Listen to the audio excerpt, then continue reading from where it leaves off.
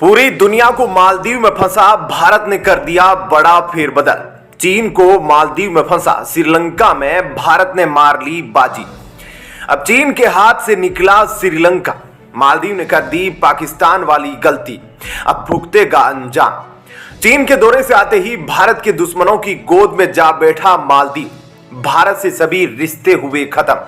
अब क्या मालदीव में होगी चीन की मिलिट्री की एंट्री? वर्तमान में जिस तरह से भारत और मालदीव के रिश्ते खराब हो चुके हैं, उसे देखकर तो लगता नहीं कि भारत और मालदीव के बीच हालात जल्द सुधर जाएंगे। लेकिन पूरी दुनिया में भारत मालदीव को लेकर चल रही बहस में भारत ने पूरी दुनिया समेत चीन को ऐसा पागल बनाया कि चीन को मालदीव में उलझाकर भारत ने हिंद महासागर में बड़ी कामयाबी हासिल कर ली, जिसके बाद अब चीन हिंद महासागर के एक देश में अपनी पकड़ खो चुका है और मालदीव के चक्कर में चीन को यह चोट भारी पड़ने वाली है। दरअसल जिस तरह से चीन पिछले 5 सालों से भारत को घेरने के लिए स्ट्रिंग ऑफ पर्ल्स नीति को अपना रहा है और भारत के हर एक पड़ोसी देश में भारी निवेश कर वहां पर अपना नेवल बेस या कर्ज न चुका पाने के चक्कर में उन देशों से जमीन लीज पर लेता है, जिसके तहत उसने श्रीलंका में हम्बनटोटा पोर्ट पर कब्जा कर रखा है। उसके बाद अब भारत की एक चालाकी से श्रीलंका में भारत ने एक बहुत बड़ी राजनीतिक पकड़ बना ली है और मालदीव के ख्यालों में खोया चीन अब अपना सर पकड़ कर बैठा है। दरअसल हाल ही में भारत ने एक स्ट्रेटेजिक निवेश योजना को परिणाम देते हुए अपने पड़ोसी देश श्रीलंका में अपनी पकड़ को मजबूत करते हुए भारत की सबसे बड़ी टेलीकॉम कंपनी जियो के मालिक मुकेश अंबानी अब श्रीलंका में अपनी टेलीकॉम सर्विस बढ़ाना चाहते हैं और इस बार उनको निमंत्रण खुद श्रीलंका की सरकार ने दिया है। दरअसल हाल ही में आर्थिक तंगी से जूझ रही वर्तमान में श्रीलंकाई सरकार अपने धन को जुटाने के लिए नए नए फाइनेंशियल रास्ते अपना रही है, जहां वह अब अपनी सरकारी स्वामित्व वाली कंपनियों में हिस्सेदारी बेचकर सरकार चलाने के लिए धन इकट्ठा कर रही है। जहां श्रीलंकाई सरकार अब सरकारी स्वामित्व वाली मोबाइल टेलीकॉम कंपनी श्रीलंकाई टेलीकॉम की हिस्सेदारी बेचने जा रही है। बीते साल 10 नवंबर को श्रीलंका की सरकार ने जियो कंपनी समेत कई अन्य अंतर्राष्ट्रीय कंपनियों के प्रस्ताव स्वीकार किए थे, जिसमें से अब बताया जा रहा है कि श्रीलंकाई सरकार जियो के प्रस्ताव को मंजूरी दे सकती है। वर्तमान में श्रीलंकाई सरकार के पास श्रीलंकाई टेलीकॉम कंपनी की 49.5% हिस्सेदारी है और जहां तक श्रीलंका की सरकार की आर्थिक हालत है,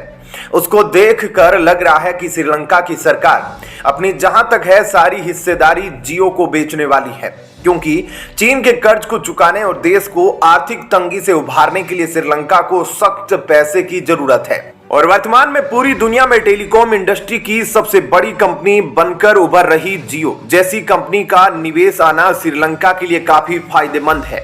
और यहां भारत ने चीन की कंपनियों को पीछे छोड़ पहले ही अपनी जगह बना ली है, क्योंकि अगर श्रीलंका के टेलीकॉम सेक्टर में चीन की कोई कंपनी आ गई, फिर भारत और श्रीलंका के बीच बातचीत को किन किन तरीकों से सर्विलांस किया जाता, उनको रिकॉर्ड करके सुना जाता, उसमें चीन माहिर है। और चीन की ZTE और हुवाई जैसी टेलीकॉम कंपनियां तो अक्सर अमेरिका में अपने मोबाइल डिवाइस और मोबाइल नेटवर्क के सहारे जासूसी के कई आरोपों के लिए बदनाम है।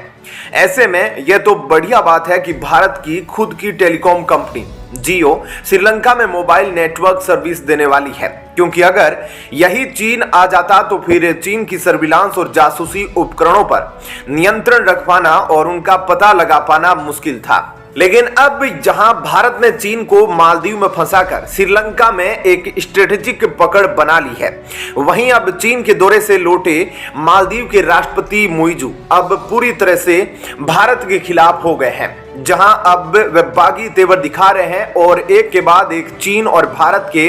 अन्य दुश्मन देशों के साथ मिलकर भारत को कूटनीतिक जवाब दे रहे हैं। जहां अब मालदीव के राष्ट्रपति ओपन मीडिया में भारत सरकार को यह संदेश भेज रहे हैं कि 15 मार्च से पहले मालदीव से भारतीय सैनिकों को वापस बुला लो। और इतना ही नहीं, भारत से पंगा लेने के बाद अब मालदीव भी वही गलती कर रहा है जो पाकिस्तान अभी तक करता आया है और अब पाकिस्तान की तरह मालदीव भी अब भारत से अपनी निर्भरता कम करने के लिए हजारों रास्ते तलाश रहा है। जहां चीन से लौटने के बाद राष्ट्रपति मोहम्मद मुइजू ने ऐलान किया है कि उनकी सरकार मालदीव के नागरिकों के लिए चिकित्सा उपचार को कवर करने वाली सरकारी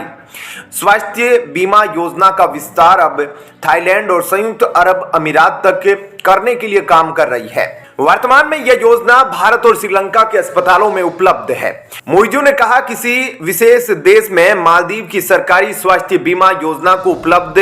कराने के बजाय हम बेहतर गुणवत्ता वाले देशों संयुक्त अरब अमीरात और थाईलैंड में इसका विस्तार करेंगे। उन्होंने यहां तक कह दिया कि पिछली सरकार हर निर्णय लेने के लिए एक विशेष देश पर निर्भर थी। उनका साफ तौर पर इशारा भारत की ओर था, लेकिन उन्होंने नाम नहीं लिया। वहीं मुइजू ने कहा कि किसी एक देश पर निर्भर रहने के बजाय अब उन्होंने तुर्की से खाद्यान्न आयात के लिए एक समझौते पर हस्ताक्षर किए हैं। चीन की अपनी यात्रा के समापन के बाद वेलाना अंतर्राष्ट्रीय हवाई अड्डे पर पत्रकारों से बात करते हुए राष्ट्रपति मुइजू ने कहा कि खाद्य पदार्थों और सामान्य उपयोग किए जाने वाले खाद्य और पेय पदार्थों की आयात के लिए विभिन्न देशों के साथ समझौतों पर हस्ताक्षर किए गए हैं। उन्होंने कहा कि तुर्की के साथ एक वर्ष के लिए पर्याप्त चावल, चीनी, आटा और अन्य खाद्य वस्तुओं की सप्लाई के लिए समझौता किया गया है। उन्होंने बताया कि तुर्की से आटे की पहली खेप फरवरी में आने वाली है। और अब मालदीव की हरकत देखकर साफ पता चल रहा है कि मालदीव पूरी तरह से पाकिस्तान के नक्शे कदम पर निकल चुका है, जहां अब मालदीव के राष्ट्रपति मुइजू अपने देश और लोगों के आर्थिक हालात के बारे में बिल्कुल भी न सोचकर पूरे मालदीव को चीन की कठपुतली और पाकिस्तान की तरह कंगाल बनाना चाहते हैं। जहां मालदीव अब अपने देश के लोगों के लिए बेहतर स्वास्थ्य सुविधाओं के लिए अभी तक भारत पर निर्भर था, अब वह इसके लिए यूएई जा रहा है। जबकि सच्चाई तो यह है कि यूएई से लेकर